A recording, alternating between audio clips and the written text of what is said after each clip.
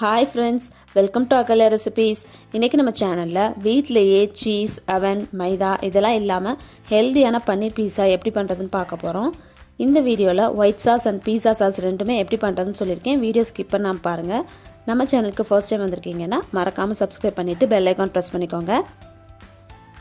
பீஸா செய்யறதுக்கு நான் 3/4 கப் கோதுமை மாவு எடுத்துர்க்கேன். நீங்க மைதா மாவு எடுத்துக்கிட்டாலும் இதே அளவு எடுத்துக்கோங்க. இதில் 1/4 டீஸ்பூன் உப்பு, 1/4 டீஸ்பூன் சர்க்கரை,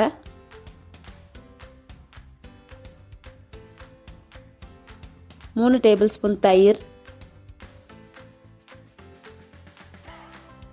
1/4 டீஸ்பூன் நெய், இது எல்லாத்தையுமே நல்லா மிக்ஸ் பண்ணி விட்டுருங்க. ஃபஸ்ட்டு தயிர்லேயே இந்த மாவை நல்லா மிக்ஸ் பண்ணிக்கோங்க. அப்புறம் தேவைப்படும் போது கொஞ்சம் கொஞ்சமாக தண்ணி ஆட் பண்ணி நல்லா மிக்ஸ் பண்ணிக்கோங்க. நான் இதில் வந்து ரைசிங் ஏஜென்ட் எதுவுமே யூஸ் பண்ணல, பேக்கிங் சோடா, பேக்கிங் பவுடர் எதுவுமே நான் யூஸ் பண்ணல. ஏன்னா தயிர் யூஸ் பண்ணாலே சாஃப்டாக இருக்கும், அதுவே போதும். இப்போ நல்லா சப்பாத்தி மாவு பிசைகிற அளவுக்கு நல்லா பிசைஞ்சிக்கோங்க. இந்த மாதிரி சாஃப்டாக இருக்கணும். லைட்டாக ப்ரெஸ் பண்ணி பார்த்தீங்கன்னா இந்த மாதிரி அப்படியே சாஃப்டாக இருக்கணும். இப்போது இதை ஒரு வெட் கிளாத் போட்டு ஒரு 2 மணி நேரம் அப்படியே வச்சிடலாம். இப்போது ஒயிட் சாஸ் எப்படி பண்ணுறதுன்னு பார்க்கலாம். அதுக்கு ஒரு பவுலில் 2 டேபிள்ஸ்பூன் கார்ன்ஃப்ளவர் எடுத்துக்கோங்க, 3 டேபிள்ஸ்பூன் பால், அதை கொஞ்சம் கொஞ்சமாக ஆட் பண்ணி கட்டியே இல்லாமல் கரைச்சி விட்டுக்கோங்க. நான் கார்ன்ஃப்ளவர் யூஸ் பண்ணியிருக்கேன், நீங்கள் மைதா யூஸ் பண்ணுறதுனாலும் இதே அளவு எடுத்து யூஸ் பண்ணிக்கோங்க. அதையும் கட்டி இல்லாமல் கரைச்சிக்கணும்.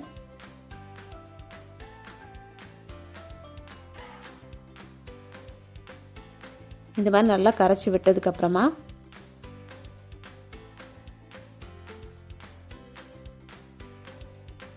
ஒரு கடாயில் கொஞ்சமாக தண்ணி விட்டு அது லைட்டாக ஹீட் ஆனதுமே ஸ்டவ்வை ஃபுல்லாக லோ ஃப்ளேம் மாற்றிக்கோங்க. லோ ஃப்ளேமில் வச்சதுக்கப்புறமா நம்ம கரைச்சி வச்சுருக்க மிக்சர் இதில் ஆட் பண்ணிக்கலாம். இதை நம்ம நல்லா மிக்ஸ் பண்ணிகிட்டே இருக்கணும். கொஞ்சம் மிக்ஸ் பண்ணுறதை விட்டிங்கனாலும் நல்லா கட்டிப்பட ஆரம்பிச்சிடும். அதனால் லோ ஃப்ளேம்லேயே வச்சுட்டு நல்லா மிக்ஸ் பண்ணிகிட்டே இருக்கணும். சீஸ் பிடிக்காதவங்க இந்த மாதிரி ஒயிட் சாஸ் யூஸ் பண்ணி பீஸா செஞ்சு பாருங்கள், ரொம்ப டேஸ்டியாக இருக்கும். ஓரளவு நல்லா கலந்து விட்டதுக்கப்புறமா 1/4 டீஸ்பூன் உப்பு சேர்த்துக்கோங்க, 1/4 டீஸ்பூன் பட்டர், இது ரெண்டையும் சேர்த்து நல்லா மிக்ஸ் பண்ணிகிட்டே இருக்கணும். மிக்ஸ் பண்ணுறது விட்டிங்கன்னா கட்டிப்பட ஆரம்பிச்சிடும். அதனால் நல்லா மிக்ஸ் பண்ணிகிட்டே இருங்க. இது ரெடி ஆகிற வரைக்கும் நம்ம மிக்ஸ் பண்ணிட்டு தான் இருக்கணும். இது ரெடி ஆகிறதுக்கு ஒரு 5 நிமிஷம் ஆகும்.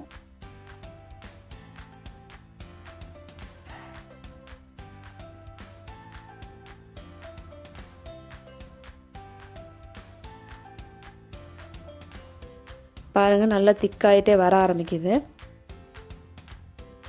இந்த மாதிரி ஓரளவு நல்லா திக்காக ஆக ஆரம்பிக்கும் போது நம்ம நல்லா இன்னும் கவனமாக மிக்ஸ் பண்ணிகிட்டே இருக்கணும். இப்போ கொஞ்சம் திக்காக ஆயிடுச்சு அப்படின்னா நம்ம ஸ்டவ் ஆஃப் பண்ணிடலாம். இந்த பேன்லேயே வச்சிங்கன்னா இதோட ஹீட்லேயே அது கொஞ்சம் டைட்டாக ஆரம்பிக்கும். அதை நல்லா மிக்ஸ் பண்ணி விட்டதுக்கப்புறமா அதை ஒரு பவுலில் ட்ரான்ஸ்ஃபர் பண்ணி வச்சுருங்க. ஒயிட் சாஸ் ரெடி ஆயிடுச்சு.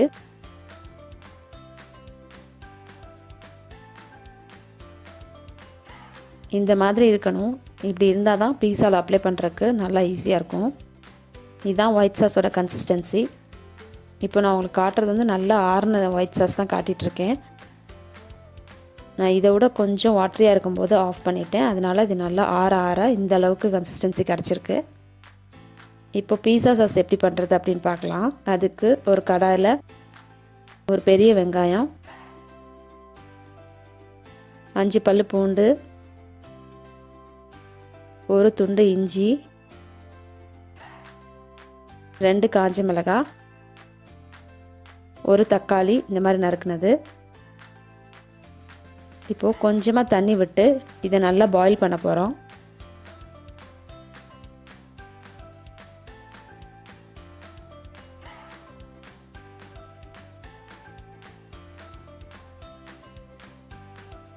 இது நல்லா பாயில் ஆகிறதுக்கு ஒரு 2 நிமிஷம் ஆகும். பாருங்கள், நல்லா வெங்காயம் சாஃப்ட் ஆயிடுச்சு, தெரியுது பாருங்கள். இந்த மாதிரி சாஃப்ட் ஆயிடுச்சுன்னா ஸ்டவ் ஆஃப் பண்ணிவிட்டு இது நல்லா ஆற விட்டுறணும் இந்த மிக்சரை.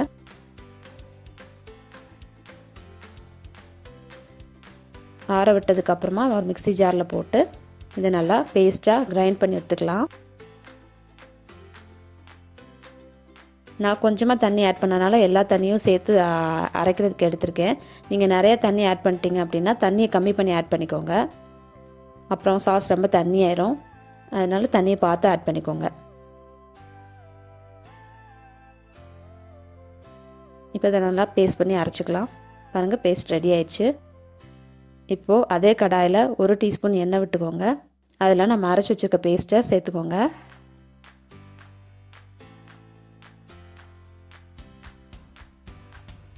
இதை நல்லா மிக்ஸ் பண்ணி விட்டுட்டே இருங்க. இது நல்லா அதில் இருக்க பச்சை வாடெல்லாம் போய் ஒரு சூப்பரான ஸ்மெல் வர ஆரம்பிக்கும். 1/4 டீஸ்பூன் உப்பு சேர்த்துக்கோங்க. இப்போ இதில் கொஞ்சமாக ஒரிகானோ இருந்துச்சுன்னா சேர்த்துக்கலாம். அது இல்லை அப்படின்னா கசூரி மேத்தி இருந்துச்சுன்னா அதை கொஞ்சமாக எடுத்து கையில் இந்த மாதிரி பவுடர் பண்ணி அதை இதில் சேர்த்துக்கோங்க. நல்லா வாசனையாக இருக்கும், டேஸ்ட்டாகவும் இருக்கும்.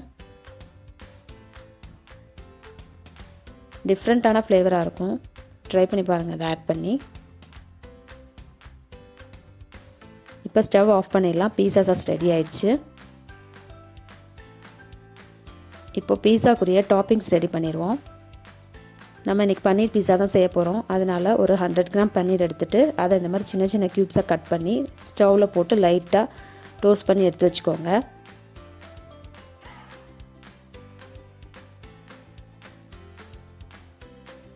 ஒரு கேப்சிகம் எடுத்து அதில் ஒரு 1/4 பீஸ் மட்டும் எடுத்துக்கலாம்.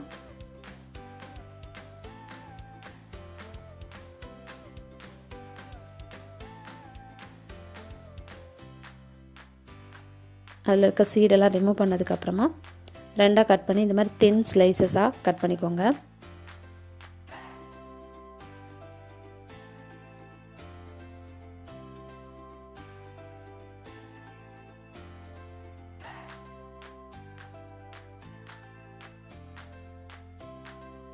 இந்த மாதிரி தின்னான ஸ்லைசஸாக கட் பண்ணி எடுத்துக்கோங்க.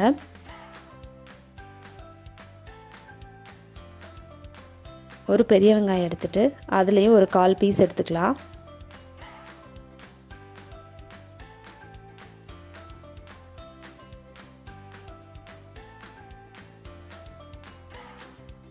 அதையும் இந்த மாதிரி தின்னான ஸ்லைசஸாக கட் பண்ணிக்கோங்க.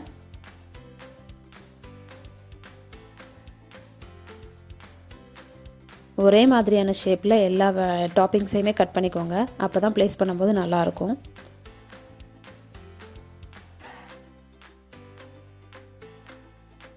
கால் தக்காளி எடுத்துக்குவோம்.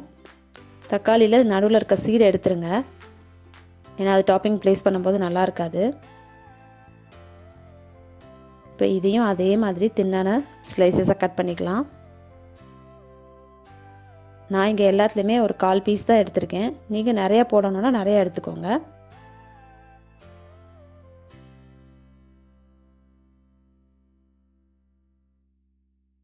இப்போது நம்ம மாவை எடுத்து பார்க்கலாம் எப்படி இருக்குன்னு. பாருங்கள் எவ்வளோ சாஃப்டியாக இருக்குது அப்படின்னு. எந்த ரைசிங் ஏஜென்ட்ஸுமே நம்ம போடலை, ஆனால் மாவு இவ்வளோ சாஃப்டாக சூப்பராக வந்திருக்கு. இவ்வளோ சாஃப்டாக இருந்தாலே போதும். பீஸா பேஸ் வந்து ரொம்ப சாஃப்டியாக இருக்கும்.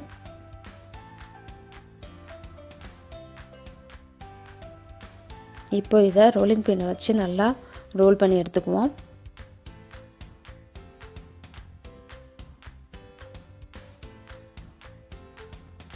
இது ஃபுல்லுமே ஒரு பீஸா செய்கிறதுக்கு கரெக்டான மாவாக இருக்கும். ரொம்ப தடியாக இல்லாமல் ஓரளவு மெல்லிஸாக இருக்க மாதிரி நம்ம ரோல் பண்ணி எடுத்துக்குவோம். இதை ஆனால் எல்லா சைடுமே ஈவனாக இருக்க மாதிரி அப்படியே ரோல் பண்ணிக்கோங்க.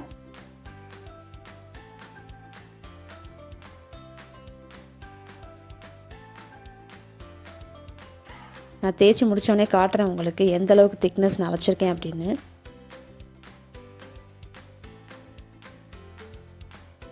எல்லா பக்கமுமே ஈக்குவலாக இருக்க மாதிரியே தேய்ச்சி விட்டுக்கோங்க.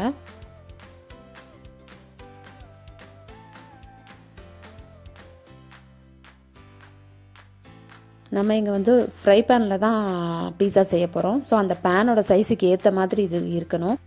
என்னோடய தோசை பேனுக்கு இது ஏற்ற சைஸ், அதனால் நான் இந்த சைஸுக்கு தேய்ச்சிருக்கேன். உங்கள் வீட்டில் என்ன சைஸ் இருக்கோ அதுக்கேற்ற மாதிரி நீங்கள் தேய்ச்சிக்கோங்க. பாருங்கள் எவ்வளோ மெல்லிஸாக இருக்குன்னு. இந்த அளவுக்கு தேய்ச்சி எடுத்துக்கிட்டிங்கன்னா பீஸா ரொம்ப சாஃப்டியாக சூப்பராக இருக்கும். இப்போது ஒரு தோசை பேன் சூடுபடுத்திட்டு கொஞ்சமாக ஆயில் அதில் அப்ளை பண்ணிவிட்டு அதில் நம்ம பீஸா பேஸை வச்சிடலாம்.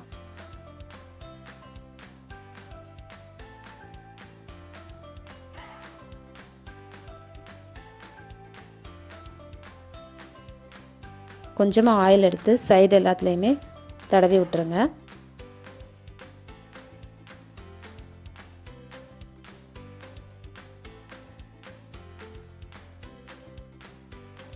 இப்போ ஒரு ஃபோக் எடுத்து இந்த மாதிரி அங்கங்கே குத்தி விட்டுக்கோங்க.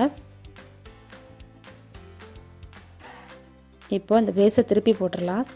திருப்பி போட்டதுக்கு இது எல்லாமே ஸ்டவ் வந்து லோ ஃப்ளேமில் தான் இருக்கணும். திருப்பி போட்டதுக்கு அப்புறமா வேகமாக நம்ம சாஸ் தடவ ஆரம்பிச்சிடலாம். ஃபஸ்ட்டு ரெட் சாஸ் அப்ளை பண்ணிக்கலாம்.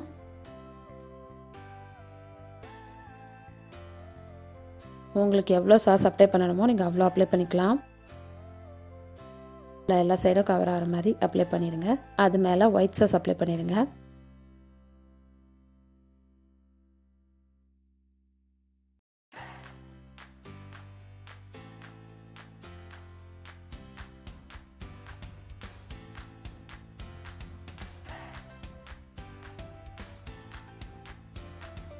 இந்த மாதிரி ஒயிட் சாஸையும் அப்ளை பண்ணி முடிச்சதுக்கப்புறமா வச்சுருக்க பன்னீர் க்யூப்ஸை இந்த மாதிரி ஆட் பண்ணிக்கோங்க.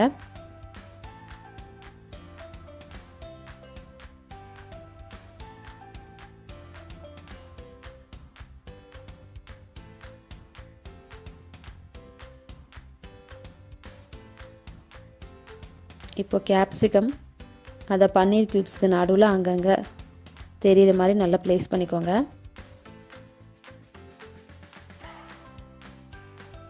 இப்போது டொமேட்டோ அதையும் இந்த மாதிரி எங்கே ப்ளேஸ் பண்ணால் நல்லாயிருக்குமோ அங்கே ப்ளேஸ் பண்ணிக்கோங்க. ஆனியன்ஸையும் சேர்த்துக்கோங்க.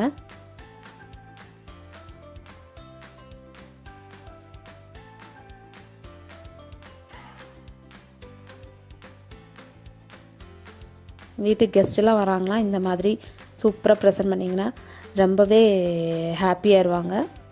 உங்களுக்கும் நிறைய அப்ரிசியேஷன் கிடைக்கும். கண்டிப்பாக ட்ரை பண்ணி பாருங்கள். இப்போது இதை லிட் வச்சு க்ளோஸ் பண்ணிவிட்டு ஒரு 20 மினிட்ஸ் வந்து லோ ஃப்ளேம்லேயே வச்சு வேக வச்சிடலாம். பாருங்கள் நம்ம பீஸா ரெடி ஆயிடுச்சு. சூப்பராக இருக்குது. எவ்வளோ சாஃப்டியாக இருக்குன்னு பாருங்கள். கொஞ்சம் கூட ஹார்டாகவே இல்லை. பாருங்கள் எவ்வளோ சாஃப்டியாக விழுகுது அப்படின்னு.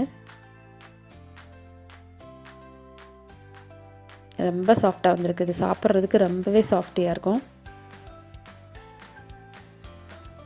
நீங்கள் பீஸா பேஸ் மாவு மட்டும் முன்னாடியே ரெடி பண்ணி வச்சிட்டிங்க அப்படின்னா பீஸா ஈஸியாக ஃபாஸ்ட்டாக பண்ணிடலாம்.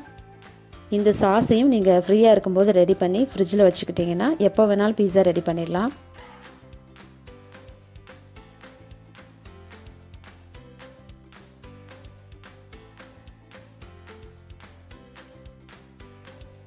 பாருங்கள் சூப்பராக வெந்திருக்கு. ரொம்ப ரொம்ப சாஃப்டியாக பீஸா சாப்பிட சாப்பிட இன்னும் சாப்பிட்லாம் அப்படின்னு ஆசையாக இருக்கும். அந்தளவுக்கு இது ரொம்ப டேஸ்டியாக இருக்கும். கண்டிப்பாக ட்ரை பண்ணி பாருங்கள்.